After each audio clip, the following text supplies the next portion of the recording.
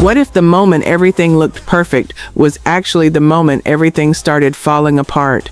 12 celebrities, 12 fortunes, 12 falls that shocked the world, and behind every single one of them, a story that the headlines never fully told.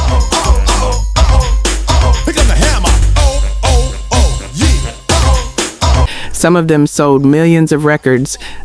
Some of them filled arenas. Some of them changed what black excellence looked like on screen, on the court, and on the world stage. And then, one contract dispute, one tax bill, one health crisis, one career slowdown at a time, everything they had built began to disappear.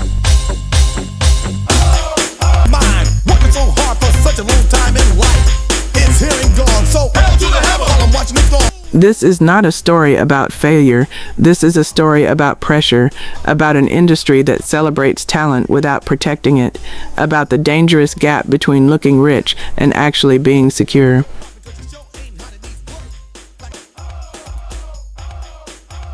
And about 12 real human beings who reached the top and then learned how fragile the top actually is. Before we count down, if you appreciate deeply researched documentaries that go beyond the headlines and honor the full complexity of black celebrity lives, subscribe right now. If you hear me, 'cause left eye gon' shine. My eyes don't let you see a lot of contenders, they try to end up in my world. Every week we release carefully investigated countdowns that celebrate legacy, uncover hidden truths, and tell the stories history deserves to remember. Now we can blaze pathways or just take our time. Nobody else can do it better than you. So if you're serious, I'm curious, get enough time. You know me from the platinum, how I stack them and shine. Subscribe, drop a comment telling us which celebrity story has always stayed with you, and stay until entry number 1, because the biggest revelation on this list is not the one you are expecting. The countdown begins now. Entry #12, Willie Aames. Most people remember Willie Aames as the wholesome, reliable face of family television. 8 is Enough, Charles in Charge, a working actor from childhood who at his professional peak was earning close to $1 million a year. From the outside, that looked like security. It was not. When the major roles ended, the income ended with them. There was no financial infrastructure strong enough to survive the silence that follows when Hollywood stops calling. Public reporting confirmed what many people never knew. Aames filed for bankruptcy twice, faced foreclosure, and went through a period so financially devastating that it included losing his home entirely. He later spoke publicly about how dark that period became, not just financially, but personally. His story is the first on this list because it establishes the pattern every entry after it will follow. Fame created the illusion of permanence. The industry provided no safety net. And when the work stopped, everything built around it collapsed almost immediately. Entry number 11, Sheryl Swoopes. Sheryl Swoopes did not just play women's basketball, she helped build it. 3 Olympic gold medals, multiple WNBA championships, one of the first women in history to have a signature Nike sneaker bearing her name. During the league's most important early years, she was its most recognizable face. And yet, despite all of that, she filed for bankruptcy. The New York Times and other credible outlets confirmed it. The circumstances reflected something the sports world rarely discusses honestly. Elite athletes earn the most during a narrow window, and when that window closes, decades of life remain with far less financial protection than the public ever imagines. Swoopes gave everything to a sport that could not give enough back. That is not a personal failure, that is a structural one, and her legacy in women's basketball remains completely untouched by the financial chapter that followed her playing career. 2 entries in, 2 completely different paths. One consistent truth, and the story about to follow entry 11 is the one that turned a financial collapse into a cultural legend. Entry number 10, MC Hammer. In the early 1990s, MC Hammer was not just famous, he was everywhere. Please Hammer, Don't Hurt Him became one of the best-selling rap albums in history. He had a television show, a signature dance move recognized across the entire world, and a level of mainstream black pop success that very few artists before him had ever achieved. He was not simply a musician, he was a cultural moment.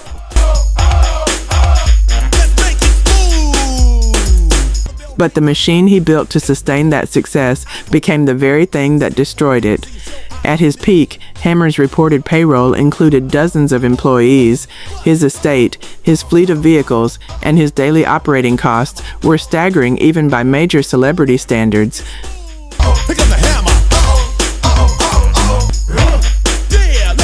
When album sales slowed and touring revenue could no longer carry the weight, the financial structure he had built collapsed under its own size. Bankruptcy followed. What makes Hammer's story different from a simple cautionary tale is what came next. He rebuilt.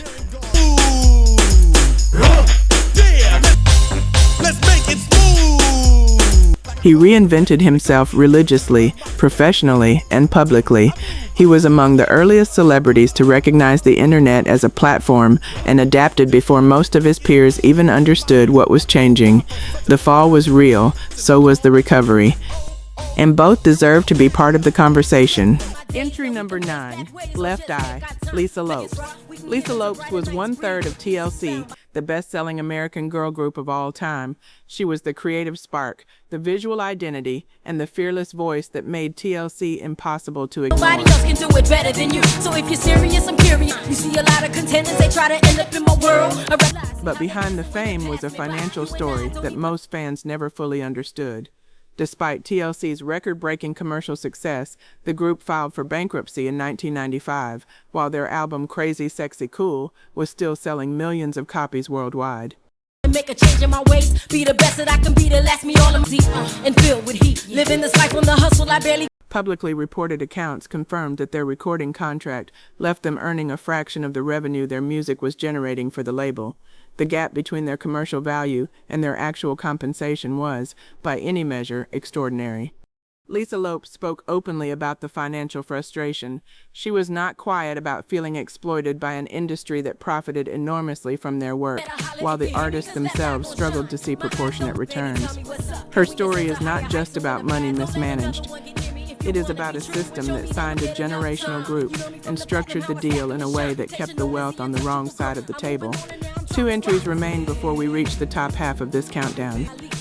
And the next story involves a voice so powerful, so culturally defining, that her financial collapse shocked an entire generation of fans who never saw it coming.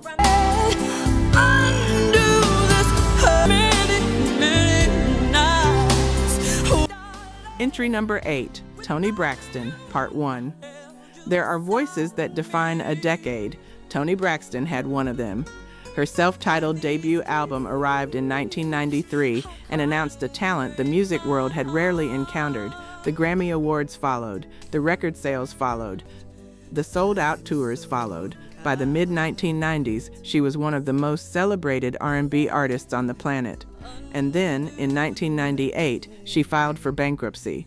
The public reaction was genuine shock. How could someone this successful, this celebrated, this commercially dominant be financially devastated? The answer had very little to do with spending and almost everything to do with her recording contract. Entertainment Weekly and other credible outlets reported extensively on how her deal with her label left her receiving a fraction of the revenue her music was actually generating.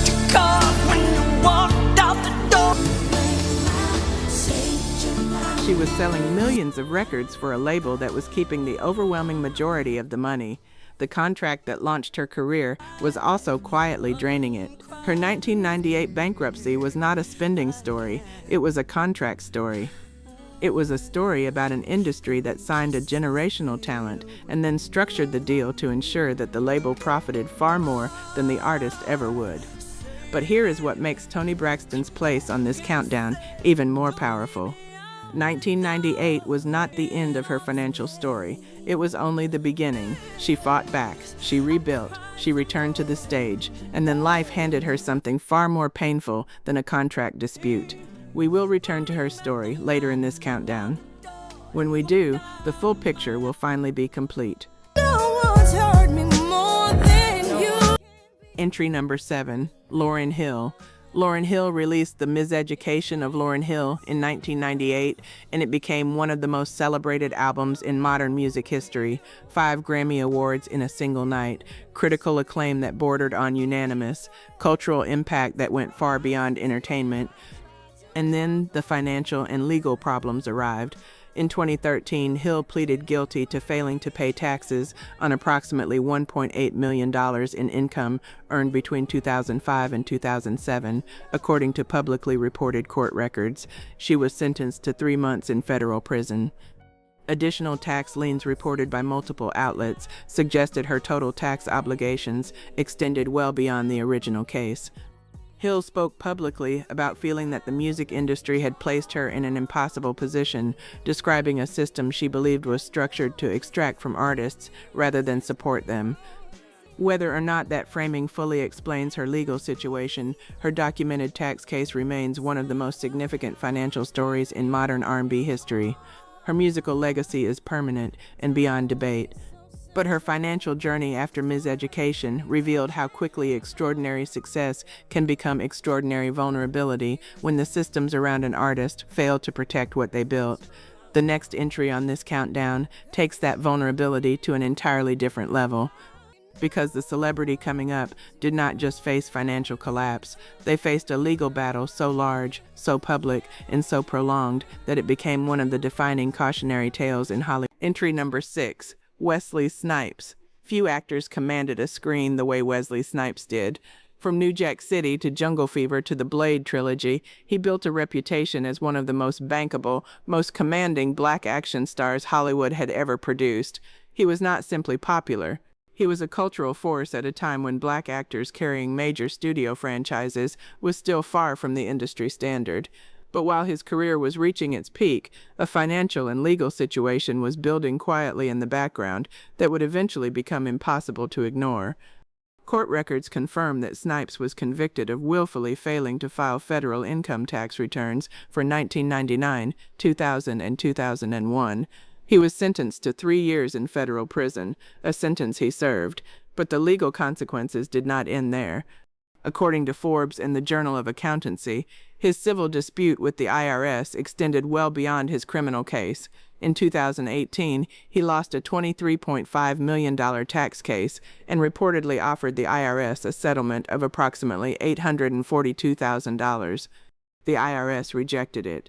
The scale of that dispute is worth sitting with for a moment. A settlement offer representing less than 4 cents on every dollar owed. Rejected. Snipes returned to acting after his release. He continued working. But the legal shadow that followed his career for more than a decade serves as one of the clearest reminders in Hollywood history that fame does not create immunity from financial and legal consequence. Entry number 5. Allen Iverson. Allen Iverson was one of the most electrifying athletes of his generation. 11 NBA All-Star selections, a league MVP award, a scoring title that announced his arrival, and several more that confirmed his dominance. He carried the Philadelphia 76ers to the NBA Finals almost entirely on the strength of his will. He changed the culture of professional basketball, influencing fashion, music, and the way an entire generation of young athletes saw themselves.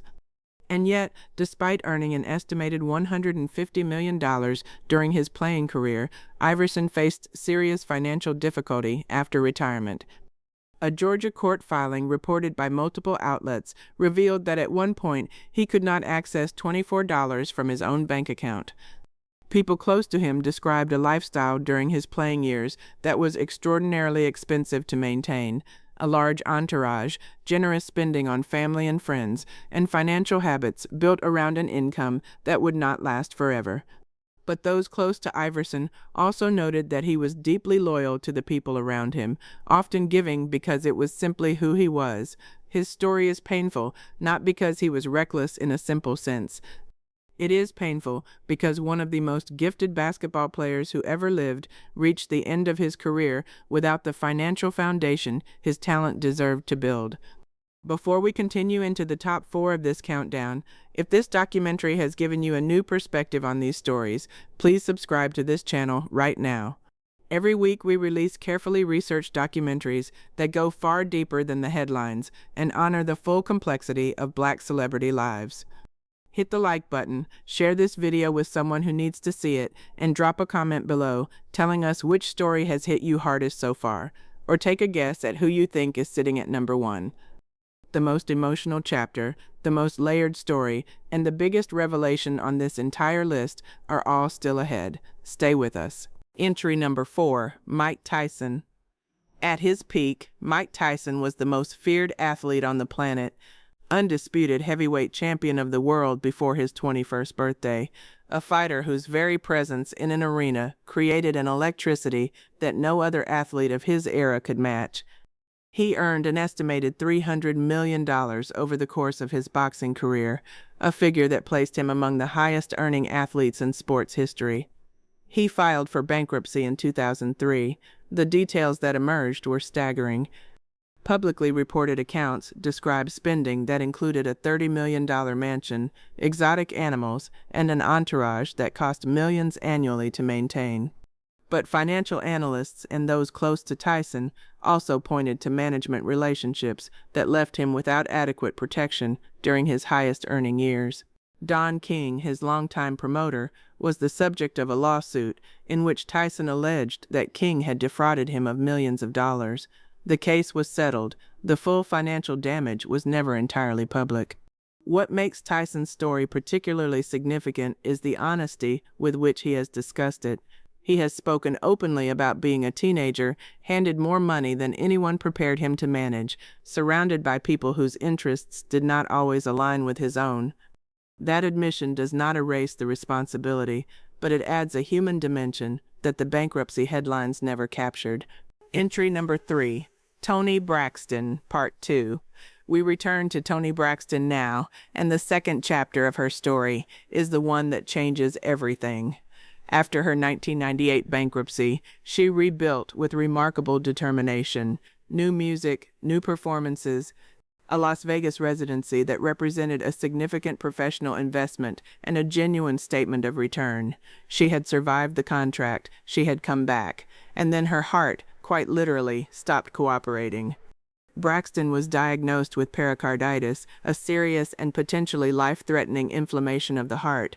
The condition forced her to cancel Las Vegas performances and a substantial number of other scheduled shows. Those cancellations created financial liabilities she could not absorb. In 2010, she filed for bankruptcy a second time, with debts reported between $10 and $50 million. The painful irony is almost impossible to avoid. The voice behind Unbreak My Heart, one of the most emotionally devastating songs ever recorded, was now living a version of heartbreak that had nothing to do with romance and everything to do with a body that would not allow her to work, and an industry that had no safety net waiting when she could not. Braxton did not disappear. She returned to music, to television, and to public life with the same consistency she had always shown. 2 bankruptcies, a serious heart condition, and still working. That is not a cautionary tale. That is a portrait of endurance that deserves far more recognition than the bankruptcy headlines ever gave her. The top 2 entries on this countdown are moments away. And what is coming next is the story of someone whose financial collapse intersected with cultural mythology, generational loyalty, and a very public unraveling of a fortune that once seemed completely untouchable. Actually, this slot belongs to someone whose story hits closer to home for this countdown. Someone whose name became synonymous with black excellence in American sports, whose earnings placed him among the wealthiest athletes of his generation, and whose financial collapse revealed something deeply uncomfortable about the systems built around black wealth. Entry number 2, Evander Holyfield. Evander Holyfield was, by any honest measure, one of the greatest heavyweight boxers who ever lived, 4-time heavyweight champion of the world, the only man in boxing history to win the undisputed heavyweight title 3 times across 2 separate weight divisions. He fought the biggest names of his era, George Foreman, Riddick Bowe, Lennox Lewis, and Mike Tyson, twice. He earned an estimated $250 million during his career. His ring name was The Real Deal, and for a long time it felt permanent. It was not. By the early 2010s, the financial consequences of decades of expensive living, a large family with multiple child support obligations publicly reported across several relationships, failed business ventures, and a career that had extended well past its natural endpoint had accumulated into a crisis that could no longer be managed quietly. In 2012, his Georgia mansion, a 54,000 square foot estate that had once symbolized everything his career had produced, was foreclosed upon. Multiple outlets confirmed the property had been listed for sale for years without success before the bank moved to take it back. What made Holyfield's situation particularly difficult to watch was the timeline. He continued fighting long after many believed he should have retired, taking significant physical punishment in bouts that raised genuine concerns about his safety. Those who knew him suggested the financial pressure was a significant reason he kept returning to the ring. A man of his stature, his record, his cultural significance, fighting not for glory, but for economic survival. That gap between what his career deserved and what his financial reality required is the most painful part of his story. His legacy in boxing is untouchable. 4 heavyweight titles across a career that spanned 3 decades, but the circumstances that surrounded his final years as an active fighter and the foreclosure that followed deserve to be remembered as a warning about what happens when an industry takes everything a person has to give without ensuring they have enough left to live on when the fighting finally stops. One entry remains, and before the name is revealed, it is worth saying this plainly. Every celebrity on this countdown reached a level that millions of people spend their entire lives chasing, and every single one of them discovered, in their own way, that the higher the climb, the less protected the person at the top actually is. The story at number 1 contains every theme this documentary has examined: bad contracts, tax trouble, industry exploitation, personal sacrifice, public humiliation, and a financial collapse so unexpected, so complete, and so deeply human that it reframed everything the public thought they understood about this person. Stay with us. Number 1 is next.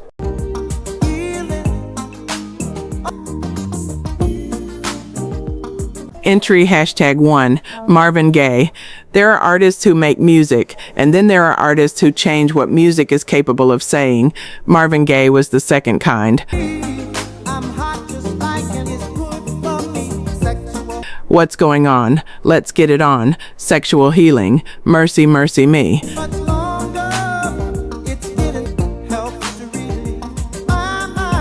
Across more than 2 decades, he produced a body of work that moved between social consciousness, romantic vulnerability, spiritual hunger, and raw emotional honesty in ways that no artist of his era, and very few since, have managed to match.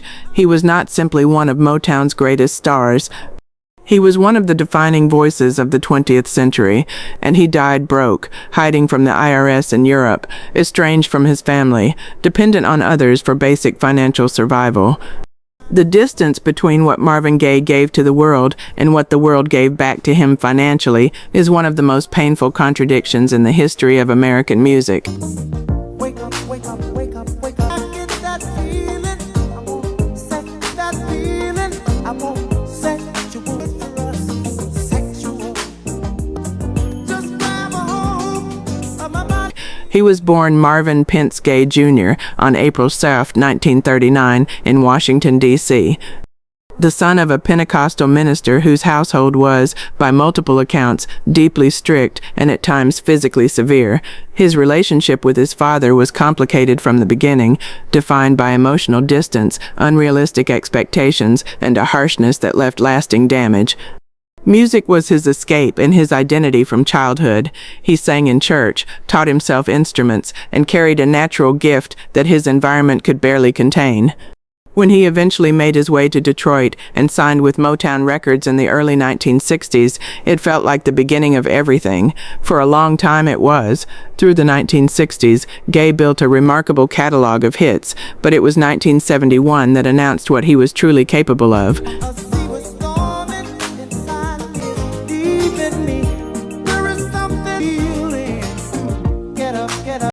What's Going On was not just a commercial album, it was a statement, released during the Vietnam War era, addressing police brutality, environmental destruction, and human suffering with a tenderness and moral clarity that challenged everything Motown's commercial machinery had previously asked of its artists. The album was initially resisted by Berry Gordy himself, who reportedly believed it would not sell.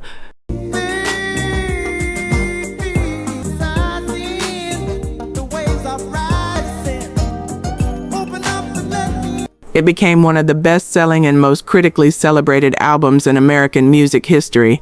The creative control Gaye fought for and won on that record changed his relationship with the industry permanently. He understood his own value. He demanded to be treated accordingly.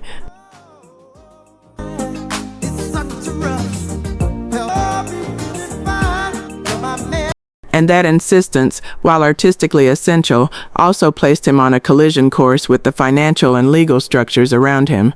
His first marriage, to Anna Gordy, the sister of Berry Gordy, ended in a divorce settlement that became one of the most unusual in entertainment history.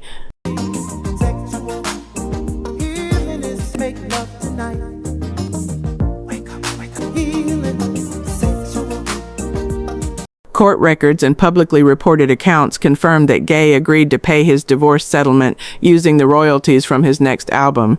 That album became Here My Dear, released in 1978, a raw and emotionally exposed double album about the dissolution of their marriage. It was personal.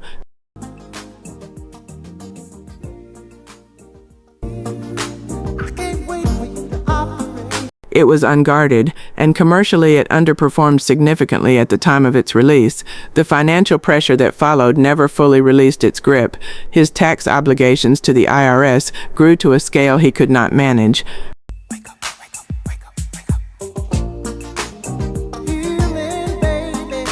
Rather than resolve them, he left the United States entirely, spending extended periods in Hawaii and eventually relocating to Europe, living in Ostend, Belgium, where he recorded Sexual Healing in 1982.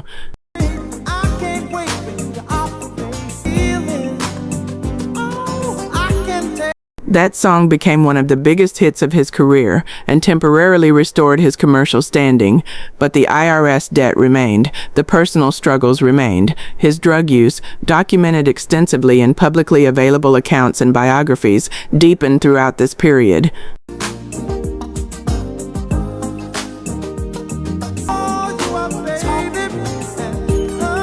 The recovery that Sexual Healing suggested was real in some ways and incomplete in others. He returned to the United States. He recorded. He performed. He attempted to stabilize a life that had been financially and personally destabilized for years.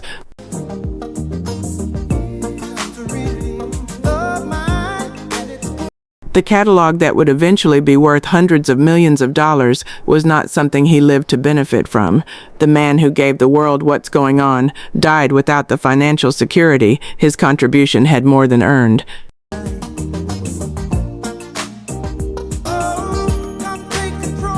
The decades since his death have only deepened the recognition of what Marvin Gaye built.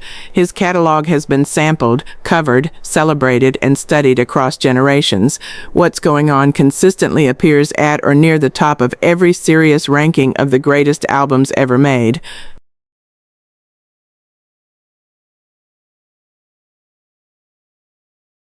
His influence on R&B, soul, pop, and every genre that followed is genuinely immeasurable, but his financial story remains one of the clearest and most painful illustrations of everything this countdown has examined.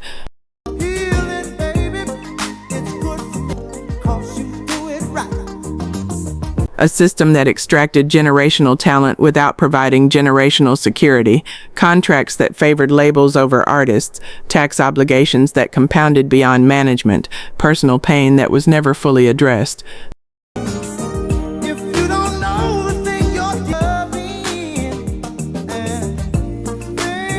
And an industry that celebrated him enormously while protecting him almost not at all. Marvin Gaye deserved better. That is not an opinion. It is simply the truth. 12 celebrities, 12 different paths to the same destination, and one truth that connects every single story on this list.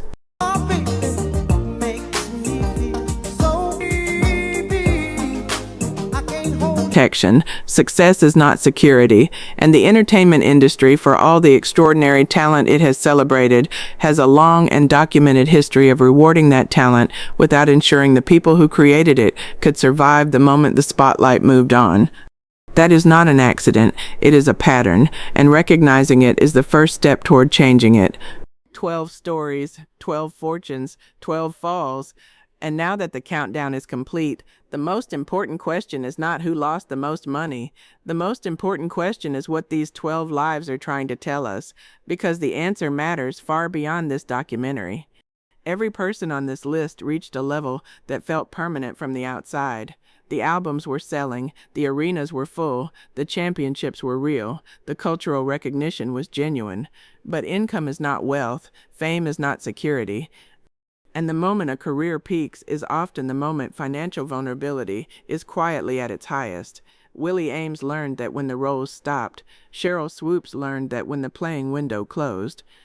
Evander Holyfield learned that when the only way to pay the bills was to keep absorbing punishment in a ring long past the point his body should have been there.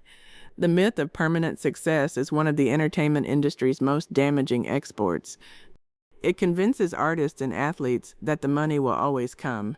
It rarely prepares them for the moment it does not. It would be easy to watch this countdown and draw simple conclusions about personal responsibility. Some of that responsibility is real and documented. But the complete picture is considerably more complicated. Toni Braxton signed a contract that kept the majority of her earnings on the wrong side of the table. Lauryn Hill navigated an industry she described publicly as structured to extract rather than support. Lisa Lopes and TLC filed for bankruptcy while their album was still selling millions of copies worldwide. Marvin Gaye agreed to a divorce settlement, paid in future royalties, and then watched that album underperform commercially at a moment when he could not absorb the loss. These are not simply stories about individuals who made mistakes. They are stories about contracts, systems, advisors, and industry structures that repeatedly placed talented black artists and athletes in positions of financial vulnerability, while the institutions around them profited enormously. That pattern did not begin with anyone on this list, and it did not end with them either. Here is what gets overlooked in almost every rich to broke headline. MC Hammer rebuilt. Toni Braxton returned to music after 2 bankruptcies while managing a serious heart condition. Wesley Snipes came back to acting after federal prison. Allen Iverson remains one of the most beloved figures in NBA history, regardless of what happened to his finances. Mike Tyson rebuilt his public life and his income through honesty, humor, and a willingness to confront his own story without flinching. The fall is the part that makes the headline. The return is the part that reveals the character. And in almost every case on this countdown, the character outlasted the crisis. Which story on this countdown stayed with you the longest? Was it Marvin Gaye dying one day before his 45th birthday, with virtually nothing left financially, despite giving the world some of the greatest music ever recorded?